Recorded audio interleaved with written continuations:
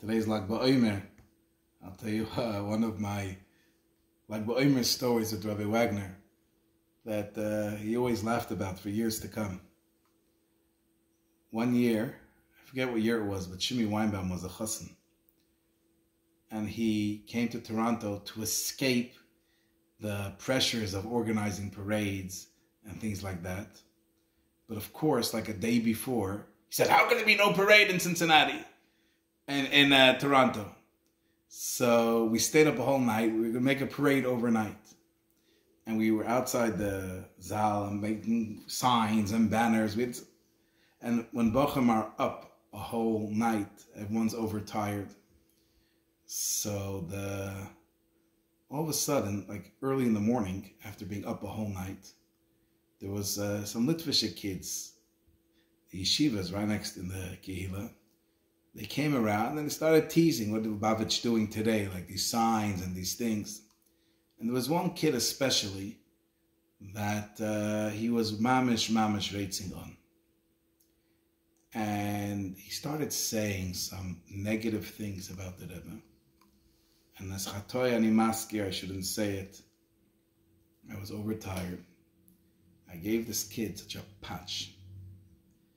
The kid fell off his bike and he broke his glasses. Okay. This happens early in the morning. And obviously a little while later, I get a message from Rabbi WAGNER to come to his office.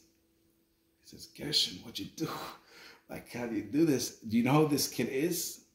His father is the principal, or the assistant principal, one of the big machers of the local school. It's called Yesod Torah.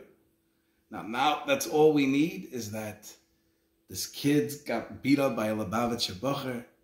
Gershon, quickly go to his house. The principal lived on a street called Frontenac, which is like right next to the Yesod Torah. There's a park, and that park leads into a street called Frontenac, which down the street Rabbi WAGNER lived. If I'm not mistaken, the principal lived also very close on that street, or mamish. He says, go right now and ask mechila from the father before it blows up and becomes a shtot nais. So Rosh Yeshiva haste, Kabbalah soil darf man gain, and he's right. You don't just hit kids because you're tired. And so I swallow my pride. I'm not sure what's going to happen. And I go knock on the door. And the father answers the door. There's a Lubavitcher bocher standing there.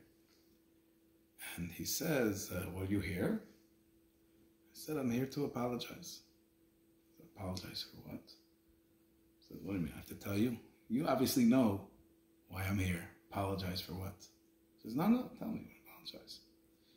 I said, are you aware that your son came home and his glasses were broken and he probably has a bruise or two from falling off his bike?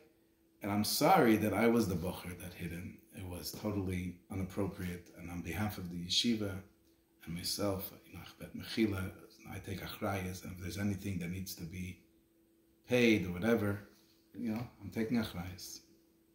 He tells me, tell me the story, what happened.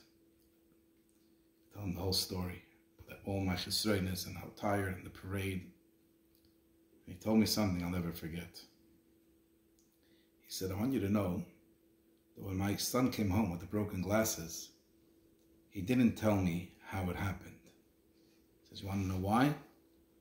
Because if he would have told me that he got hit by a Lubavitcher bocher on the right side of his face because he made fun of the Lubavitcher Rebbe, he would get a slap on the left side of his face from his father. So the kid came home and said, Geschämt, Zogen. Says, you could tell the Rosh Yeshiva that my son deserved it.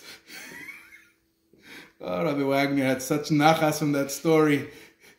But l'chaim, like BaOmer.